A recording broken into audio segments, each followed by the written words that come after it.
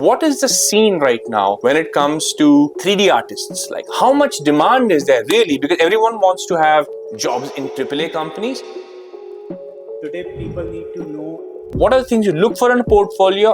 So the first thing is, they've spent 2 lakh, 3 lakh, 4 lakh rupees on this course, and at this point they are struggling to get a job with their existing portfolio. What do you suggest? You can compromise on. When I started out, we only had to do like a AAA standard, but today people need to know a little bit more than just. There's definitely demand for really high quality 3D character art artists. If you're doing really amazing stuff, you'll have a job.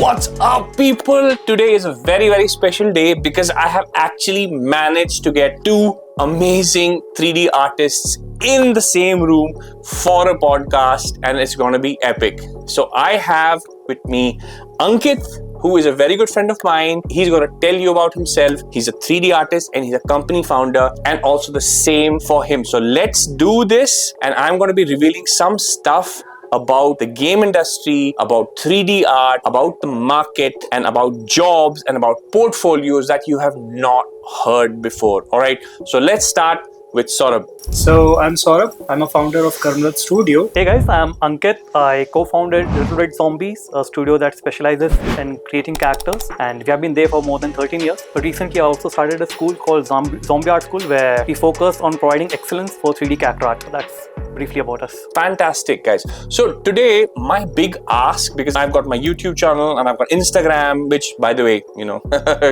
follow me, lots of good stuff there. I see so many artists writing to me. My WhatsApp group inside is full of 3D artists who are struggling to find jobs, right?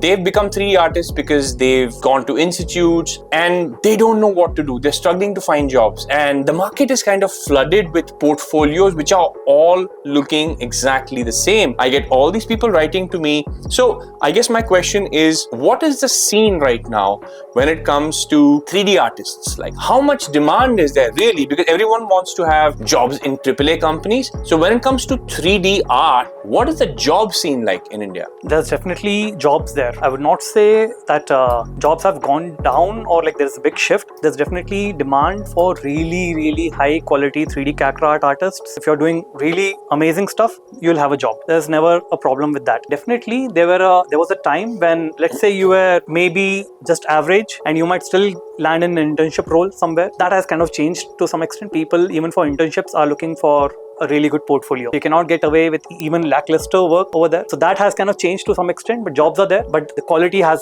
risen up in terms of the requirement. Right, Sourab? I would say the same thing. Demand is pretty high. But the demand is high for not just character, right? So fundamentally, there is character art, right? Which is hard. Yeah. Character art is really hard. Can you tell us a little bit about what kind of jobs are in the market? There is character art, which is a niche, but then there is 3D environment art, there is props, the hard, soft. So can you just give a little bit of light on different kinds of 3D jobs in the market in India? So you can generalize them into character art and environment, of course. Environment can include everything that goes from props, vehicles, environment, terrain, etc. And also the substance design. For character, you can incorporate everything from creatures, animals, humans, and also their rigging and animation can be included in character. Right.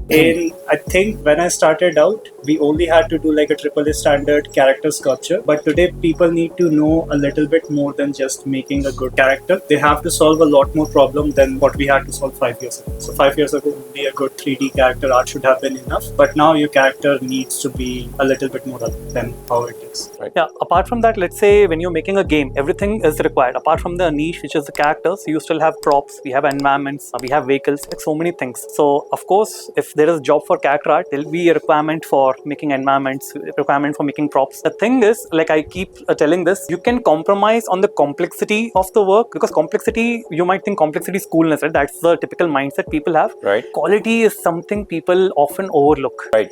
You might be making the simple vase over here, but if it's the highest quality flower pot, right, that will get you place. Because right. So instead of focusing on making really cool, complex things that go, oh wow, this is so creative, and so make something which is simple, yep, but Yep. Very, very high quality. Yes. And how would you define that? So you are saying quality. So for a 3D artist, how would you, like, you can look at a portfolio, right? You can look at a portfolio. Say suppose you're hiring someone. Say suppose tomorrow you're starting your own game studio and you're looking at a portfolio, right? Yeah. And someone who's young, someone who's raw, how do you identify talent? Like, what are the things you look for in a portfolio and like, okay, I think this person has talent? So the first thing is how aware he is of his fundamentals. The art He or fundamentals. she. Sorry, I'm just you. Let's say I think Right, it's part of our culture where we are in India. I think apologies for my limited vocabulary. I all the time. Yeah, let's say they.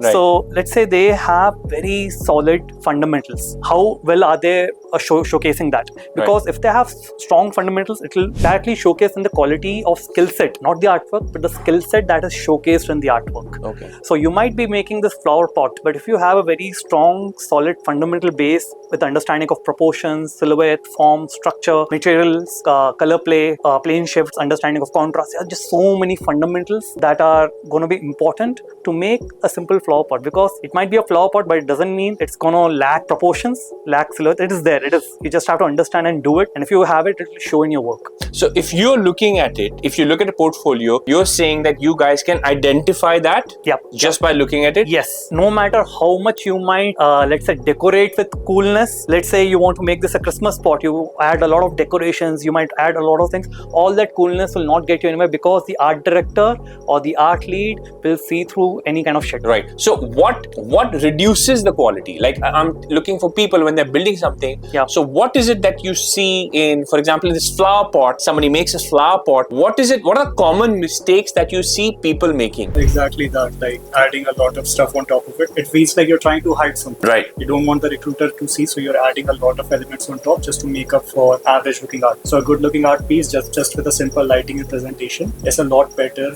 than a character that has multiple things on top. And a lot of time what happens is students are not aware, or let's say a person who's applying is not aware of what he needs to actually achieve. They actually don't even know what a AAA artwork should look like. They might be playing games, but they're not taking time to understand what is making what it is. Right. So they're looking everything on a superficial level. So a pot, they might imagine, okay, if I'm making a tapered looking object over here and some leaves, they may have made a pot. But probably they're not looking at the intricacies of all the finer things that make or define that. So that's a common mistake. People look at things on a superficial level, but often forget the basic fundamentals and then taking that to construct what needs to be done. Right. So I would say when it comes to people building portfolios, also people are all over the place, right? You look at people's portfolios and they've come from the regular institutes whose names I'm not going to take. So there are the institutes out there which are basically getting people and mass producing 3D artists. And some of them may be very, very talented, but their portfolios don't reflect that. So they're all mixed, right? The portfolios are, there's one car, there's one character, there's one gun, and it's like this whole portfolio of 3 or 4 or 5 things which they learn at art school and they put in that portfolio, right? Yes. So what's your advice for this? You need to get out of that grind. If you're going to be part of a group where they're going to think in a certain way, you're going to be forced to, you'll be in that herd mentality. Get out of that. Just go back to the point what made you inspired to be part of the industry. Not because someone told you, oh, there's a lot of money over here. No, bahut paisa hai, aisa nahi hai. But go back to the time what inspired you. Go back and find that inspiration, because that will lead you to create the kind of artwork which will bring your own kind of diversity to the work. And then you will be able to solve the answers. Okay, if I have a car, if I have a gun, and if I have a crate in my portfolio, how do I vary it? Then you might want to make a gramophone because you might like vintage, because that's something that inspired you, because you played a lot of Castlevania games, and something of vintage will benefit on your portfolio because you're not going to give it the love and care because you just like it so much. That's a really good point. So I would say a lot of you guys, you reach out to me and you have portfolios full of things. So I guess what Ankit is saying is that don't just throw everything in your portfolio. Don't just randomly put one of this one. Decide what you want to specialize in, because I'm sure there are jobs for character artists, there are jobs for prop artists. They're all there, but they're looking for specialization, right? So specialize and get better at that. I think I remember looking at Sourab's portfolio about 8 years back. He had only 2 pieces, like a really amazing head and this cool futuristic cop, Metal Gear Solid fan fan art, and I just remember it because it was just so impactful. He had only 2 pieces, but they were like really high quality. And we were in Canada trying to get this guy to our studio, like one of the goals when we were there. So you want to make an impact with your work. Just you don't need to have 10 pieces. You don't have. I think what Rahul said is very right. What you have said, because 2 or 3 pieces, but really high quality, which will really grab someone's attention, is enough. But you might think, oh, if a studio makes stylized work, what do I do? You cannot have everything in the pie. Decide the piece of pie you want and only focus on that. Right. Quantity. Yeah. Right. That's fantastic. So with many artists, character or environment starting to do freelance for outside client, their prices have been buffed up quite a bit. Yeah. And with the recession that's going on in the international market, they're looking for jobs back in India. Yeah. Many people are not willing to like reduce down their rate, but that is the reality they have to. Yeah. What do you think can happen where they don't have to like reduce their rate down quite a bit, but still they can work on AAA titles? If you're not getting paid for what you're getting paid outside, that means your artwork was never of that quality. That is the harsh truth. By chance, by luck, if you were somehow getting a good pay, doesn't mean if someone is really willing to pay you the same amount or more, that means you are actually that good. Right. Yeah. The proof of the pudding is in the eating. Yeah. Right. Ultimately. Awesome. Yes. So now to kind of conclude, I guess the one question I want to ask you is, what is your advice? If someone watching this they've done and they've gone through one of these institutes, they've made this, they've spent 2 lakh, 3 lakh, 4 lakh rupees on this course, and at this point they are struggling to get a job with their existing portfolio, what do you suggest is good approach for them at this point? So I would say better would be like refreshing their previously learned skills and try to start new, because what you're learning in these institutes are solutions that worked 5 years ago, but they are not relevant anymore. Yeah. So what industry was teaching is basically what the industry required. So for example, vehicles. Maybe 5 years ago, vehicles were high in demand, so they were teaching that. Yeah. Unfortunate thing is they're still teaching that right now. Right. There's no need for that. So find out what the trends are right now. So what are the trends right now? I would say we'll come to the trends. The trend is doing high quality AAA. Right. Simple. High quality AAA, high quality mobile art, high quality stylized art. Whatever vocation you're deciding, let's say AAA is a vocation, mobile art is a vocation because India has a lot of mobile game development studios. Stylized work is a vocation. Pick a vocation, focus on that. Right. But the highest quality of work in that. Right. But now let's say what these institutes do is teach you the software. That's it. Right. They'll only teach you the tool. So I'm going to tell you right now, they're going to teach you the tool, but they'll never teach you the fundamentals. So understand these fundamentals. What is proportion? What are form? What is structure? What is silhouette? What is construction? Okay, I think I said that. Material theory. Understand what materials are, how they work, and work on these fundamentals, because this is going to take time. Build skill set revolving around this. Understand what was your passion and pick art pieces or portfolio pieces that you'd want to create based on your passion, and also cater towards the studio you're trying to aim for. That's a great one, right? Because India, most of them are mobile game studios, right? So no use trying to aim for a AAA studio in the US, but your reality is that you're going to be probably getting a job at a mobile game studio. Yes. Right? See, the thing is, the reality is, you might say, oh, I want to work AAA, I want to do high quality mobile.